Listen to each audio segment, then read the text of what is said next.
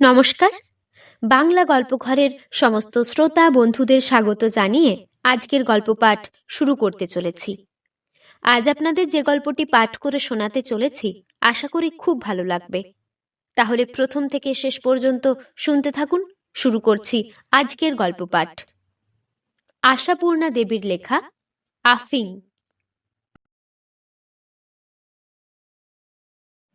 রূপের কথা কেউ ধর্তব্য করে না।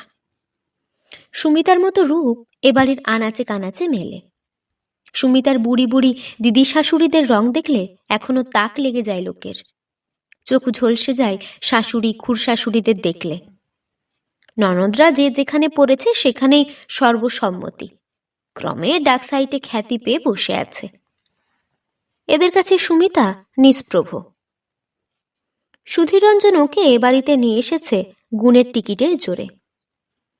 বিদেশে ঘুরে এসেও কি করে সুমিতা ওর চোখে পড়ল আর মনে ধরল রং, সেসব অনেক কথা। মোটের ওপর সুমিতার বাবা কোনোদিন সুধীররঞ্জনের মতো আকাশের চাঁদের দিকে হাত বাড়াবার কল্পনাও করেননি। কেউ বলল ভাগ্যের জোরে, আর কেউ বলল গুণের জোরে। সত্যি, এমন গুণী বউ এ বাড়িতে আর কখনো ঢোকেনি। শুধু 3টে পাশ করা আর ইউনিভার্সিটির নাম করা মেয়ে বলেই নয়, রান্নায় আর মেয়েলি শিল্পে, ছবি আঁকায় আর কবিতা লেখায়, সমিতি গঠনে আর পত্রিকা পরিচালনে সব দিকে ওর সমান দক্ষতা, সমান নৈপুণ্য।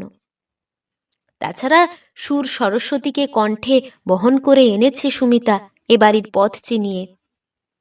এদের বাড়িতে লক্ষ্মীর পাঁচালি পড়া ছাড়া স্বরকে সুরে রূপান্তরিত করবার আর কোনো পদ্ধতি কখনো শেখেনি মেয়েরা। এদের বাড়িতে গানের চাষ হয় বৈঠকখানায়, অবাঙালি ওস্তাদের মারফত, বাগান বাড়িতে নাম করা বাইজিদের কণ্ঠে। বাড়ির ঝি বউ গান গাইবে এটা অচিন্তিত।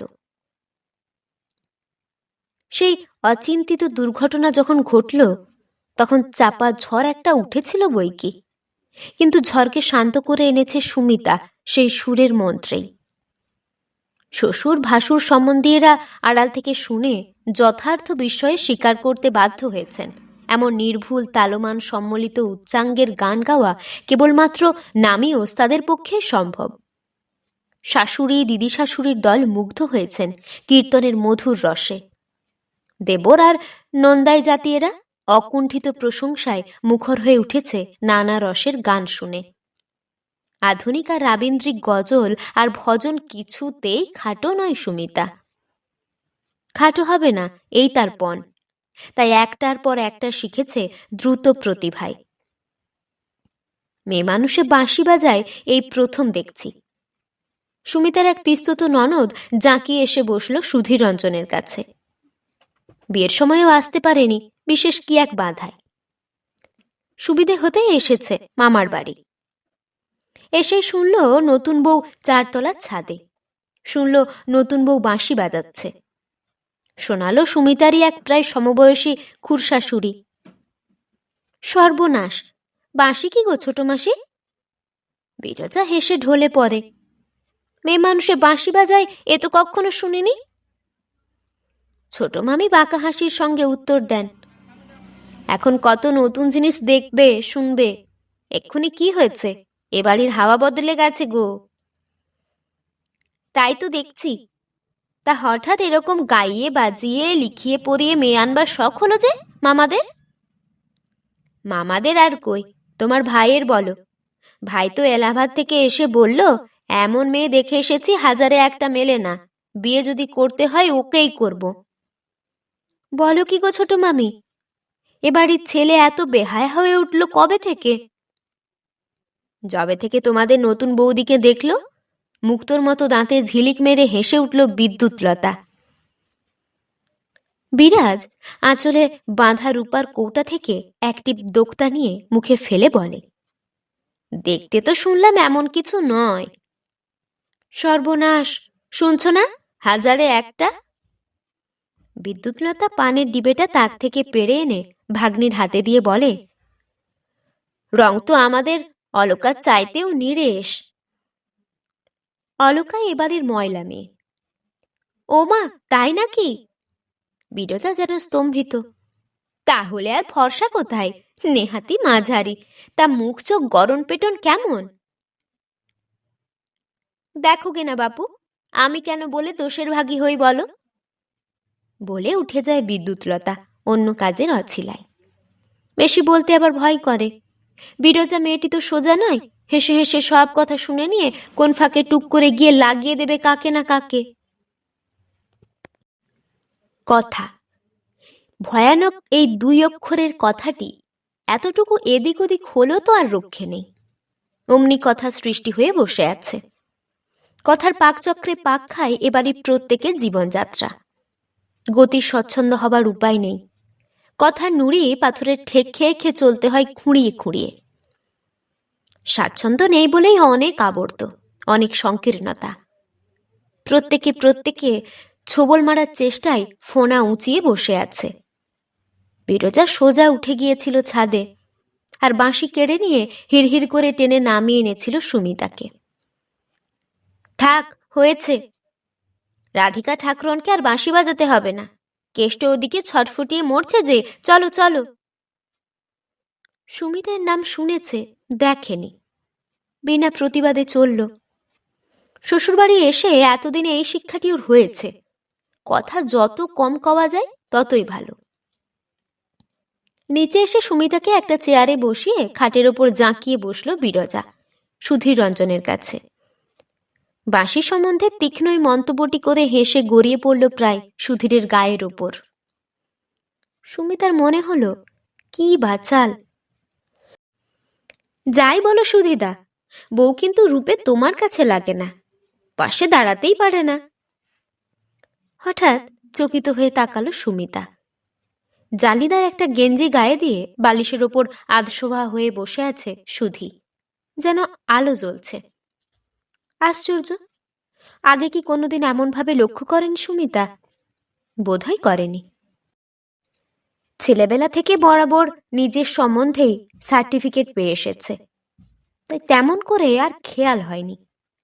নিজের মূল্য সম্বন্ধে যে মর্যাদাবোধ ছিল হঠাৎ যেন আহত হলো। এমন স্পষ্ট করে তুলনা কেউ তো আগে করেনি। কালয়াতি গান টান গাইতে পারে নাকি শুনলাম? সব রকমই পারে। সুধীর মুখে কেমন একটা স্থূল আত্মপ্রসাদের হাসি ফুটে ওঠে, যেটা দেখে সুমিতার হঠাৎ মনে হয় কি অশোভন। আর হঠাৎই ওর টুকটুকে ঠোঁটের হাসিটা দেখে মনে হয় পুরুষ মানুষের পান খাওয়াটা কি বিশ্রী, বেমানান। বিরজা যেন শুধু হাসবে বলেই এসেছে, অকারণে হেসে হেসে গড়িয়ে পড়বে। সব রকমই পারে, সব রকমই পারে। আর নাচতে? তাও পারে বোধহয়। মৃদু হেসে একটু চোরা দৃষ্টিপাত করে সুধী সুমিতার চোখের আশায়। কিন্তু সুমিতা ততক্ষণে কঠিন হয়ে উঠেছে বিরজার মন্তব্যে। তবে আর ভাবনা কি, কাজে কমে পুজো পার্বণে বাইজির খরচটা বাঁচিয়ে দেবে তোমার বউ, কি বলো? কি কুৎসিত, কি অমার্জিত। কিন্তু আশ্চর্য, সুধী বিরক্ত হলো না, বিরক্ত হচ্ছে না, বরং ঘণ্টাখানেক ধরে হাসি গল্প চালিয়ে যায় স্থূল রসিকতার ভাষায়। কি বিশ্রী! সুধীরঞ্জনকে যেন আজ নতুন দেখল সুমিতা। কই, এমন অমার্জিত, এমন গ্রাম্য তো মনে হয়নি কোনোদিন সুধীকে। এতদিন সুমিতার মহিমায় বিগলিত ভক্ত মূর্তিই দেখেছে, সভ্য, সংযত, ভদ্র। আচ্ছা, সেটা কি আবরণ, চেষ্টাকৃত পালিশ? বিরজার উদ্দাম স্বভাবের হাওয়ায় উড়ে গেল সেই আবরণ? পালিশ কি মুছে গেল? না হলে বিরজার মতো এমন একটা বাচাল বেহায়া মেয়েকে শুধু সহ্য করছে কি করে? শুধু সহ্যই নয়, বরং যেন বেশ উপভোগই করছে ওর বিশ্রী বাজে মার্কা ঠাট্টা ইয়ার্কিগুলো। ফুলশয্যা রাত্রে নতুন বইয়ের সঙ্গে ভাবটা কত দূর এগোলো এ কথা কোনো মেয়ে যে কোনো ছেলেকে জিজ্ঞেস করতে পারে, তাও এমন নগ্ন নিরাবরণ ভাষায়, ভাবতেই পারে না সুমিতা। অবশ্য এটা সুমিতারই অজ্ঞতার বাড়াবাড়ি। কজন মেয়ে ওর মতো বয়সে এমন অনভিজ্ঞ? কে ওর মতো বাস করে সুরের স্বর্গলোকে? সবচেয়ে অপূর্ব, সব থেকে বিভ্রান্তিকর সমস্ত বয়সটা কে কাটিয়ে দেয় কৃতিত্বের স্বর্ণচূড়ার পানে তাকিয়ে? বিরজার মতো মেয়েই বেশি। সুমিতা তো জানে না, তাই আহত হয়। আহত হয় স্বামীর পরিতৃপ্ত মুখ দেখে। সুমিতা কি বিরজাকে ঈর্ষা করছে, না বিরজার অসংযত চাপল্য নিতান্তই ওর চক্ষুর পীড়াদায়ক বলে এই বিরক্তি? অনেকক্ষণ অনেক বকবক করে অবশেষে বিরজা উঠল। যাবার সময় দোক্তার কৌটোটা খুলে একটি হাতে নিয়ে টানা চোখ টেনে বলে, পারলাম না বাবা, তোমার বউকে এক ফোঁটা হাসাতে। এমন গোমড়ামুখী বউ নিয়ে কি করে যে ঘর করবে সুধীদা? তোমার দুঃখ দেখে আমার প্রাণ ফেটে যাচ্ছে গো। আহা, মুখ দেখো, যেন মনে হচ্ছে এইমাত্র এই পাপ পৃথিবীতে ভূমিষ্ঠ হলো। বলি, বউ তোমার ভাত ডাল খায় তো সুধীদা, নাকি স্বর্গে সুধা খেয়ে থাকে? কি জানি। সুধী হেসে ওঠে। মেয়েদের আহারশালায় যে শালাদের প্রবেশ নিষেধ, বাড়া ভাত বেড়ালে ডিঙাতে পারে না, এই তো প্রবাদ মেয়েদের সম্বন্ধে। ছি ছি। সুমিতার সমস্ত মন ছিছি করে ওঠে। এমন অসংযত ভাষা ওর স্বামীর, এমন অরুচিকর পরিহাসের ভঙ্গি। জীবনটাকে কি সুমিতা জলাঞ্জলি দিয়ে ফেলল নিতান্ত অসাবধানে? জ্যোৎস্নার আলোয় ছাদে বসে বাজাচ্ছিল বাঁশি। বিরজায় এসে যেন ওকে সেই উঁচু ছাদ থেকে টেনে এনে ধুলোয় আছড়ে মেরেছে। সুরের স্বপ্নটাই শুধু ভেঙে যায়নি, ভেঙেছে বাঁশি, ভেঙেছে সুমিতার স্বর্গ। বিরজা উঠে যায়, কিন্তু সুমিতা তেমন সহজে উঠে আসতে পারে না বিছানায়। দেহ মন সংকুচিত হয়ে থাকে একটা বিমূঢ় বিদ্বেষে। সুধীর আহ্বানে উঠে যায়, নিজেকে গুটিয়ে কঠিন হয়ে পড়ে থাকে সে এক পাশে। কিছুতেই ভুলতে পারে না সুধীরের পান খাওয়া মুখের মাত্রা অতিরিক্ত হাসি, অসংযত রসিকতা, বিরজার আঁচল থেকে কারি কারি করে দোক্তা খাওয়া। কি হলো আজ তোমার? সুধীরের কণ্ঠে আজ যেন ঈষৎ প্রভুত্বের সুর। হলো কি শুনি? কি হবে? নিতান্ত শ্রান্ত স্বর সুমিতার। কি হবে তা তুমিই জানো। বিরজার সঙ্গে একটাও কথা বললে না কেন? কি কথা বলবো? সেটা কি আমি শিখিয়ে দেব নাকি? একটু ভদ্রতা শেখনি এতখানি বয়সে? কি উত্তর দেবে সুমিতা? চোখ ছাপিয়ে যায়, জল উপচে পড়ে। কাল সকালে ওর কাছে ক্ষমা চেয়ে কথা কইবে, বুঝেছ? তোমরা সবাই কথা কইলে হয় না? সুমিতার স্বর আরো ক্লান্ত। না, হয় না। তুমি 2-4টে পাশ করেছো বলেই নিজেকে ওর চাইতে মস্ত বড় ভেবো না, বুঝলে? ওদের যা টাকা, একলা ও আমাদের সকলকে কিনে নিতে পারে, জানো? জানলাম বলে পাশ ফিরে সই সুমিতা। সুধীর সমস্ত দৈন্যই যদি হঠাৎ এমন রূঢ়ভাবে ধরা পড়ে যায়, কি করবে সুমিতা? নিজেকে কঠিন করে সরিয়ে নেওয়া ছাড়া। সত্যি তো, আর নিজের ভুলের খেসারত দিতে দেওয়ালে মাথা ঠুকতে পারে না, পারে না লোক হাসিয়ে ঘর ছেড়ে ছুটে পালাতে। একা বিরজা সকলকে কেনবার ক্ষমতা রাখলেও অহংকারী নয় বলতেই হবে। নিজেই সে যেচে পড়ে আবার আলাপ করতে আসে সুমিতার সঙ্গে, অথচ ঠিক আলাপ করবার সদিচ্ছাই কি সবটা? কারণে অকারণে সুমিতাকে খাটো করবার ইচ্ছেটাও ধরা পড়ছে নাকি? কিন্তু কেন কেন বিরজা অমন অমায়িক মুখে সুমিতার বাপের মাইনের টাকাটা, অঙ্কটা শুনতে চায়? শুনতে চায় চাকর বাকর কটা ছিল ওদের। সুমিতার মা নিজের হাতে রান্না করেন শুনে কেন অত সকরুণ সহানুভূতি জানাতে আসে? সুমিতা তো ওর দিকে ঘেঁষতে চায় না। অনভিজ্ঞ সুমিতা জানে না, চায় না বলেই এই আক্রোশ বিরজার। তাছাড়া ভাঁড়ার ঘরে বসে কিসমিস বাজতে বাজতে এ কি অদ্ভুত কথা শুনল সুমিতা? এ কোন ভাষা? সুমিতার আজন্মের পরিচিত বাংলা ভাষা? ভাঁড়ারের পাশের বাসনের ঘরটায় দাঁড়িয়ে কি বলা বলি করছে বিধবা বড় ননদ সুবর্ণ মেজখুরির সঙ্গে। দেখেছ মেজখুরি, বিরজা লক্ষ্মীছাড়ির রকম, এখনো সুধীরের সঙ্গে ঢলাঢলি করে মরছেন। আগে যা করেছিস করেছিস, এখন ওর বিয়ে থা হয়েছে, সং পাগল যাই হোক, দুটো চারটে পাশ করা বউ একটা হয়েছে, এখন আবার ওর সঙ্গে অত মাখামাখি কিসের? হ্যাঁ, আর বলিস নে মা, মেজখুড়ি বলেন। দেখে দেখে গা জ্বলে যাচ্ছে, কবে যে আপদ বিদেই হবে। লেখাপড়া শিখলে কি হবে, নতুন বৌমাটিও তো আমাদের তেমনই বোকা। আর সুধীরের কথাও বলি। বিধবা দিদি বিরক্ত ভঙ্গিতে বলেন, নিজে পছন্দ করে বিয়ে করে আনলি, দেখতে দেখতে তো মূর্ছা যাচ্ছিস, তার মাঝখান থেকে আবার এদিক ওদিক মন কেন? হ্যাঁ, তুই আর হাসাসনি বিমলা, মেজখুড়ি শ্লেষ মাখানো হাস্যের সঙ্গে বলেন। পুরুষ মানুষকে আবার বিশ্বাস, তা আবার এ বাড়ির পুরুষ। বিরজা সব্যনাশীও যে তেমনই, বিমলা তিক্ত স্বরে বলে। বয়স তো কম হলো না, এখনো ঢল আনে পনা গেল না, বউটার সামনে কি আদিক্ষেতানা করছে। ও বেচারা নেহাত বোকাশোকা ভালো মানুষ, তাই রক্ষে। এসব কোন ভাষা? সুমিতা কি বেঁচে আছে? আছে পৃথিবীর মাটিতে ভর করে? আছে বই কি, না হলে এখনো বসে বসে নিখুঁত করে কিসমিস বাজছে কি করে? কিন্তু কে করছে কাজটা? সত্যি কি সুমিতা, নাকি সুমিতার প্রেতাত্মা? মুখ দেখে তাই মনে হচ্ছে যে। তবু তারপরেই ক্ষণ পরেই দাসীর কাছে করতে হলো অসহায় আত্মসমর্পণ।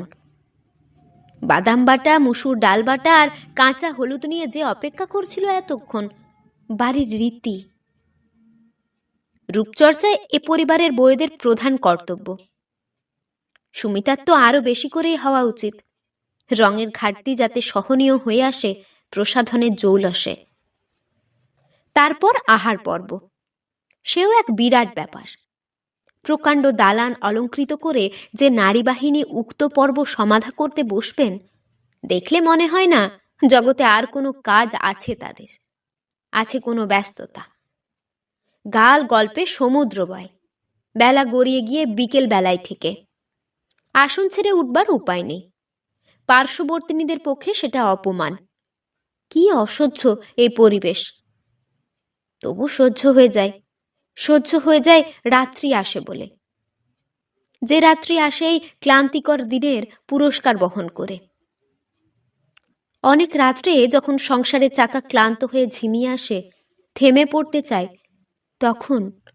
তখন আছে চারতলার ছাদ, আছে মাতৃস্নেহের মতো নিবিড় স্নিগ্ধ অন্ধকার, আছে বন্ধুর হাসির মতো কোমল উজ্জ্বল জ্যোৎস্না, আছে কণ্ঠ, আছে যন্ত্র। প্রথম সকলকে গান শোনানোর তাগাদা ছিল বেশি, এখন সে কথা প্রায় ভুলেই গেছে লোকে। মনে করে খেয়াল করে কেউ আর শুনতেই চায় না। একা সুমিতাই উঠে যায় ছাদে, বাজায় যা খুশি, গুনগুন করে গান, প্রিয় গানের মধ্যে দু এক কলি। নিচের তলায় তখন ওকে উপলক্ষ করে যে উদ্দাম সমালোচনার তীক্ষ্ণ ব্যঙ্গের ঝড় বয়, তার কিছুই টের পায় না বেচারা। কি করে জানবে?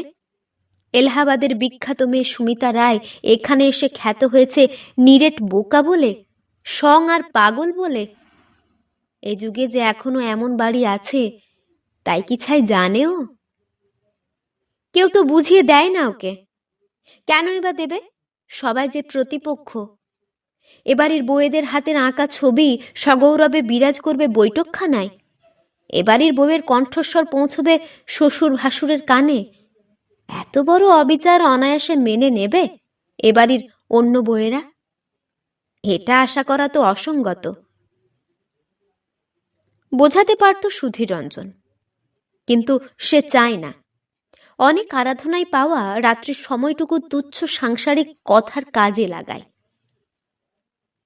সে অনেক রাত্রে বৈঠকখানা থেকে ফিরে উঠে আসে ছাদে, ঘড়ির খবর জানিয়ে আবেদন জানায় নিচে নামবার।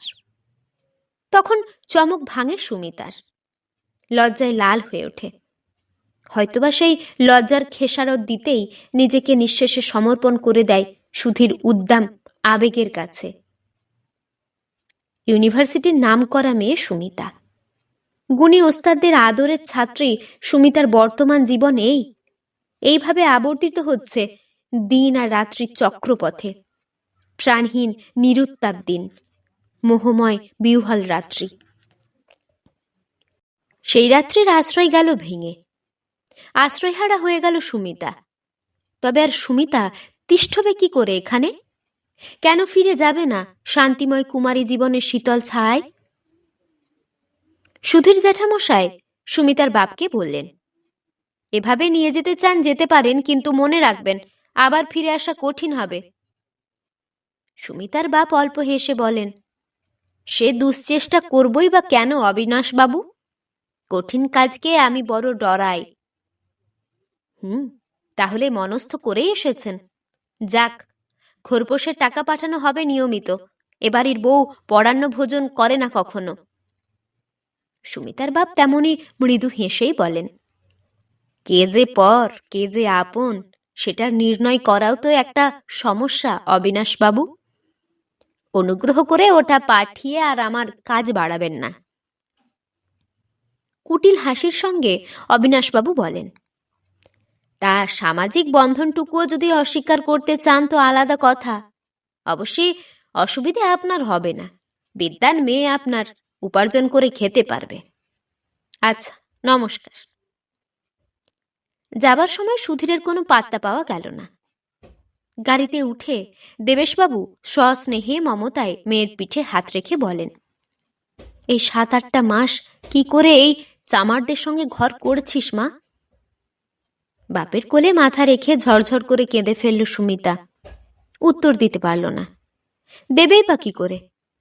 এবারে চৌকাট ডিঙিয়ে বাইরে এসে নিজেই যে অবাক হয়ে যাচ্ছে সুমিতা। এই সুদীর্ঘ সময়টা এখানে কাটিয়ে গেছে ভেবে। যে কাটিয়ে গেল সে কি সুমিতা? সুমিতাকে তার চিরাভ্যস্ত মার্জিত পরিবেশের মাঝখানে প্রতিষ্ঠিত করে দিয়ে নিশ্চিন্ত হয়ে বিদায় নিতে পারত লেখনী। নিজে হাঁফ ফেলে সুমিতাকে হাঁফ ফেলবার অবকাশ দিয়ে প্রতিষ্ঠিত করে দিয়ে যেত। যেখানে আছে সকরুণ স্নেহ, অনাবিল প্রীতি, আছে সশ্রদ্ধ বন্ধুত্ব, যেখানে বজায় থাকবে ওর মর্যাদা। নিরুত্তাপ বিষাদ দিন, ক্লেদাক্ত অশনিহ রাত্রি, যার কোথাও নেই ভয়াবহ অন্ধকারের স্তূপ, যেখান থেকে বিদায় নিল সুমিতা। সেই তো নিশ্চিন্ত ছুটি কলমের। কিন্তু হলো কই সে ছুটি?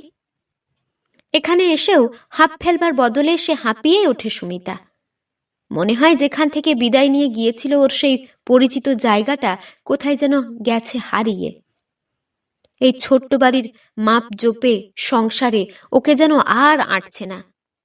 মনে হয় বাড়িটা কি ছোট, জীবনযাত্রার আয়োজনগুলো কি অকিঞ্চিতকর, সুদীর্ঘ দিনটা কি অর্থহীন। তাই কলমটার আর অবসর নেওয়া হয়ে ওঠে না, কারণ সুমিতা নিজেই তাকে পেড়ে নিয়ে বসেছে। মসৃণ কাগজের বুকে যথেচ্ছ আঁক কেটে চলেছে মধ্যরাত্রির নির্জনতার সুযোগে। আকাশ ভেঙে নেমেছে বৃষ্টি, চলছে ঝড়ের মাতামাতি।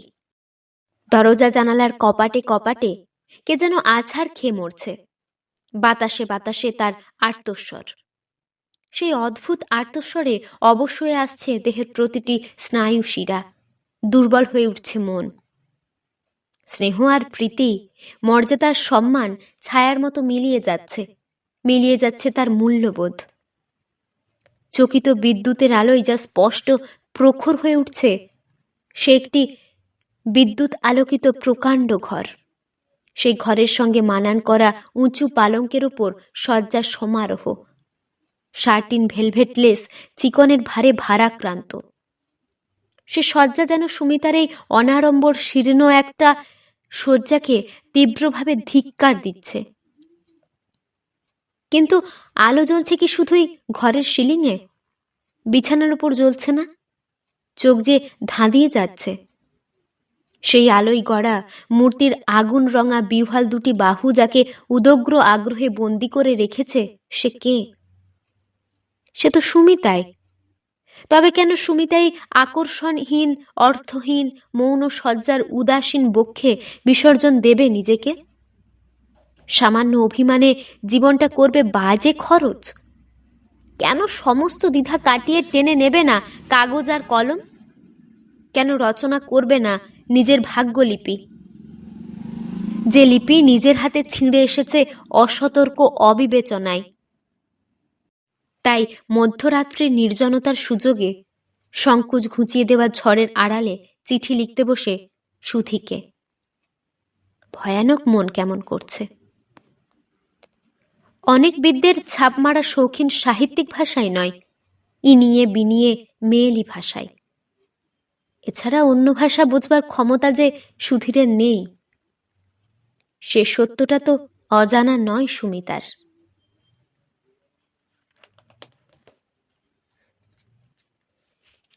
এতক্ষণ শুনছিলেন আশাপূর্ণা দেবীর লেখা আফিং গল্পটি। এই গল্পটি আপনাদের কেমন লাগলো তা আমাকে অবশ্যই কমেন্টের মাধ্যমে জানিয়ে দেবেন। যদি ভালো লাগে তাহলে লাইক এবং সাবস্ক্রাইব করে আমাদের পাশে অবশ্যই থাকবেন। আবার দেখা হবে পরের কোনো একটি গল্প নিয়ে। ততক্ষণ আপনারা ভালো থাকবেন, সুস্থ থাকবেন, সাবধানে থাকবেন। নমস্কার।